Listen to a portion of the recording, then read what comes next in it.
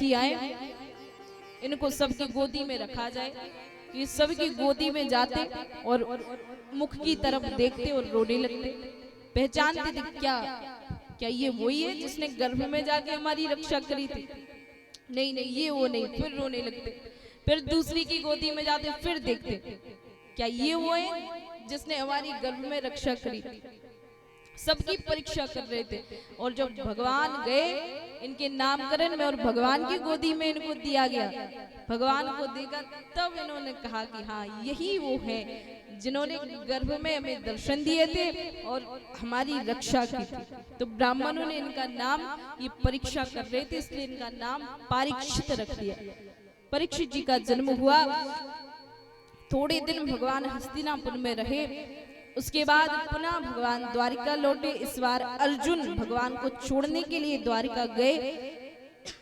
7 महीने तक अर्जुन द्वारिका में रहे। और उसके बाद जब भगवान अपने गोलोक धाम पधार गए, सारी लीलाओं को समेटा भगवान चले गए अपने धाम। तो अर्जुन हस्तिनापुर लौटे। और जब सारे पांडवों को पता चला कि भगवान तो अब रहे नहीं, भगवान तो अपने धाम चले गए हैं, कि जब भगवान नहीं तो हम क्या करेंगे फिर रह के। कुंती मैया के कान में पड़ा कि भगवान अब नहीं रहे, तो उसी क्षण कुंती मैया के प्राण निकल गए। देवताओं ने भी सोचा अब हमें भी नहीं रहना। तो परीक्षित जी छोटे थे, अभी छोटी सी उम्र में उनको राजा बनाया।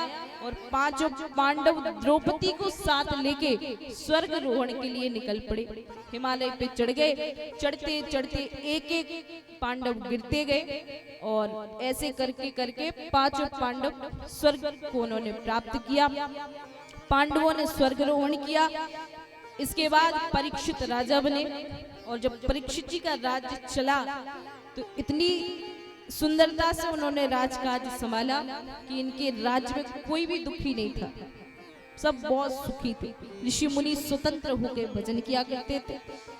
एक दिन की बात है, राजर्षि परीक्षित वेश बदल के भ्रमण करने के लिए निकले, शिकार खेलने के लिए निकले।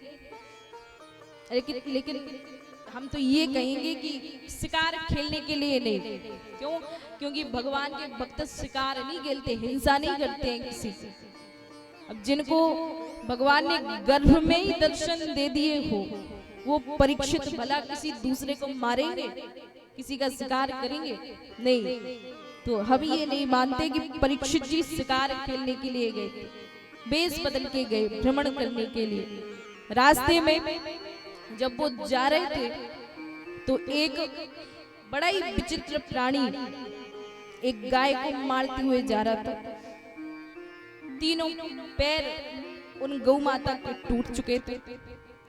परीक्षित को गुस्सा आया, तलवार निकाली और उस आदमी को वो मारने लगे।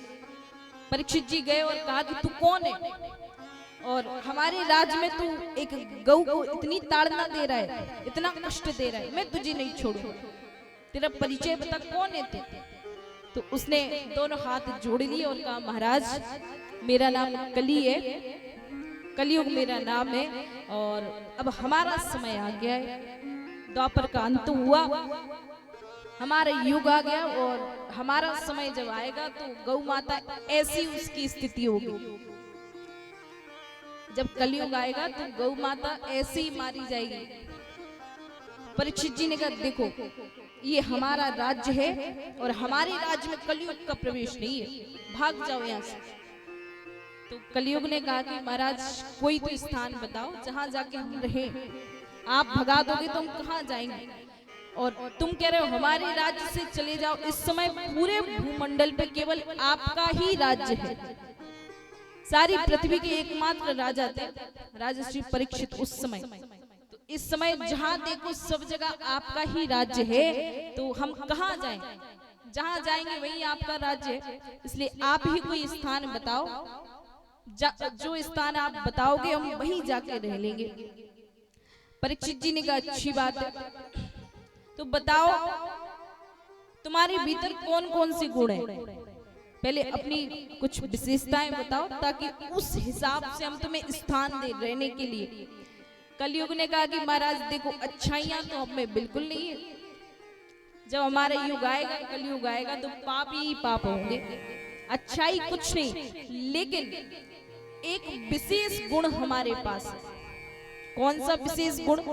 तो कलयुग ने कहा कि महाराज, जो फल सतयुग में तपस्या से, सतयुग गया तो त्रेता आया, त्रेता में यज्ञ करने से, क्योंकि सतयुग में तपस्या प्रधानता थी, त्रेता में यज्ञ प्रधान थे, द्वापर में ध्यान प्रधान था। तो कलयुग ने कहा कि सतयुग में जो फल तपस्या करने से मिलता था, त्रेता में जो यज्ञ करने से मिलता था, द्वापर में जो ध्यान करने से मिलता था, वो फल हमारे इस कलयुग में केवल एक बार कृष्ण कहने से मिल जाएगा। हमारे इस युग में ना तो तपस्या करने की आवश्यकता है, ना ध्यान लगाने की जरूरत है, ना यज्ञ करने की आवश्यकता है। बोले कैसे कल्याण होगा? फिर जब आदमी यज्ञ ही नहीं करेगा, दान नहीं करेगा, तपस्या नहीं करेगा, तो फिर जीवों के पाप कैसे दूर होंगे? अपने पापों से कैसे वो निवृत्ति पाएगा? तो कलयुग ने कहा कि हमारे इस युग में पापों से छुटकारा दिलाने वाला एक ही उपाय है। कौन सा उपाय? तो कलयुग ने कहा हरेर नाम, हरेर नाम, हरेर नामैव केवलम। क्या कहा? हरेर नाम, हरेर नाम, हरेर नामैव केवलम, कलौ नास्तेव नास्तेव नास्तेव गतिरन्यथा। हमारे इस युग में केवल भगवान के नाम लेने मात्र से जीव का कल्याण होगा, और कुछ नहीं करना। 3 बार कहा कलौ नास्तेव नास्तेव, और तीसरी बार बिल्कुल ठप्पा लगा दिया। देखो, एक बार कहोगे तो आदमी हल्के में लेगा, दूसरी बार कहोगे तो थोड़ा ध्यान देगा, लेकिन 3 बार जब एक ही बात कहोगे तो वो फिर पूर्ण सिद्ध हो जाएगी। तो 3 बार कहा हरेर नाम, हरेर नाम, हरेर नामैव केवलम, कलौ नास्तेव नास्तेव नास्तेव गतिरन्यथा। इस कलयुग में भगवान के नाम को छोड़कर दूसरा कोई उपाय पापों से छुटकारा दिलाने के लिए नहीं है, नहीं है, नहीं है। केवल भगवान का नाम ही सारे पापों को दूर कर देगा। केवल जीभ हिलाते जाओ और कुछ नहीं करना। देखो, ध्यान देना, हम लोग कलयुग के ऐसे जीव हैं, ना तो यज्ञ कर पाते। क्यों? क्योंकि यज्ञ करने में पैसा खर्च होता है, शुद्ध वस्तु चाहिए, शुद्ध गाय का घी चाहिए, गाय का दूध चाहिए, अब शुद्ध सामग्री मिलना बहुत कठिन है। आजकल हर सामान में मिलावट है। अब तुम तो कितना यज्ञ कर लो, कितने कुंड का यज्ञ कर लो, जब तक समस्त वस्तु यज्ञ की शुद्ध नहीं होगी तब तक वो उसका फल नहीं मिलेगा। ब्राह्मण शुद्ध होना चाहिए, सामग्री शुद्ध होना चाहिए।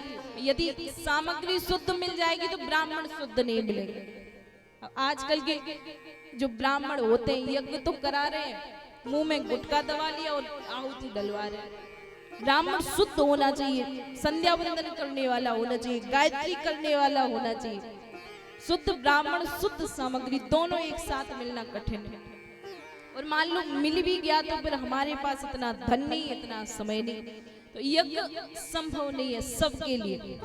कोई कोई करा सकता, सबके लिए संभव नहीं। ध्यान हम लोग लगा नहीं सकते, 1 घंटे भी चुप बैठना मुश्किल है हमारे लिए।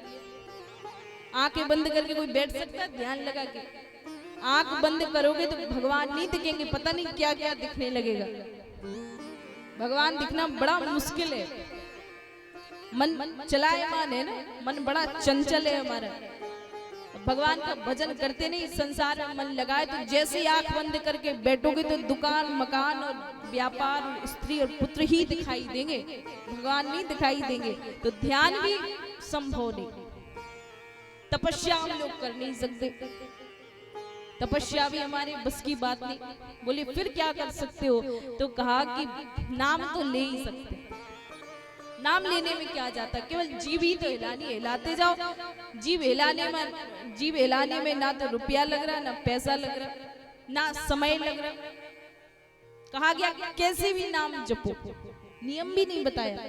हमारी ये चेतन महाप्रभु जी, ये जो विराजमान है, इनका सिद्धांत कोई बात नहीं, तुम्हें समय नहीं मिल रहा, एक जगह बैठ के माला नहीं कर सकते, कोई बात नहीं, चलते फिरते उठते बैठते सोते जागते जब तुम्हें समय मिले वैसे भगवान का नाम लो। झाड़ू लगा रहे हो, झाड़ू लगाते रहो, हरे कृष्ण कृष्ण कृष्ण हरे हरे, हरे राम राम राम हरे हरे। रोटी बना रहे हो, हरे कृष्णा कृष्णा कृष्णा हरे। क्या जा रहा है, कुछ लग रहा है? अपने काम करते जाओ, बस मुंह से भगवान का नाम लेते जाओ, और कुछ नहीं करना, कोई नियम नहीं भगवान के भजन में, सीधा सिद्धांत। एक भी क्षण ऐसा ना जाए जब हमारी जिह्वा पर, जब हमारे मुख में भगवान का नाम ना आए।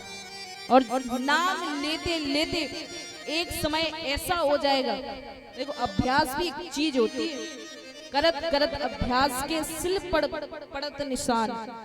अरे जब एक पत्थर पर जो रोज हम लोग रस्सी खींचते हैं, जब कुएं पर जाते हैं ना पानी भरने के लिए, तो रस्सी को खींचते हैं तो एक समय ऐसा आ जाता है कि उस पत्थर पर भी रस्सी के निशान बन जाते हैं। वो रस्सी उस पत्थर पर भी अपने निशान छोड़ देती है। तो जब एक पत्थर पिघल सकता है तो अभ्यास एक ऐसी चीज है, नाम लेते लेते एक समय ऐसा आएगा कि आपको नाम लेने की जरूरत नहीं पड़ेगी, स्वतः ही आपके भीतर से नाम निकलेगा।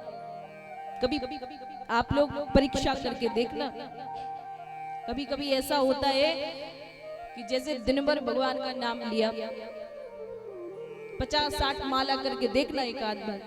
अब जब 1 लाख नाम जब करना होता है ना, हमारी गौड़िया संप्रदाय में हम लोगों को नियम दिलाया जाता है कि रोज 16 माला करनी है तुम्हें महामंत्र की, और 16 तो उनको करनी है जो बहुत ज्यादा व्यस्त रहते।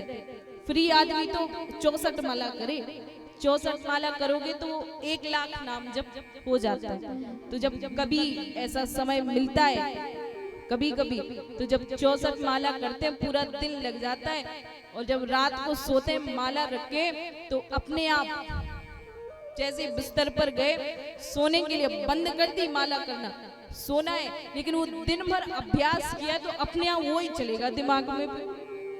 कभी कभी तो क्रोध आने लगता है, ये बंद हो जाए, नींद ही नहीं आ रही है।